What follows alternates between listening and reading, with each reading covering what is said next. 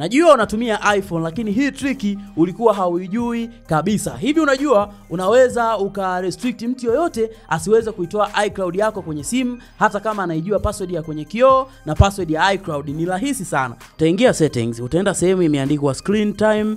Ukifika screen time, nenda sehemu imeandikwa content and privacy restrictions.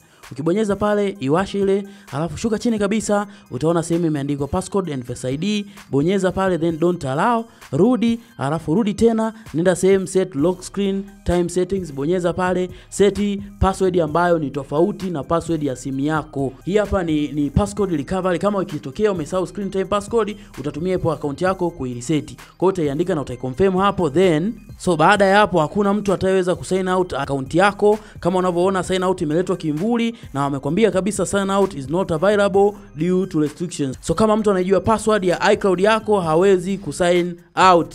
Guys, hii setting itakusaidia hata ukibiwa simu yako mwizi asiweze kuitoa iCloud kwenye simu yako. Guys, for tech news like this, hakikisha umefollow page yetu for more.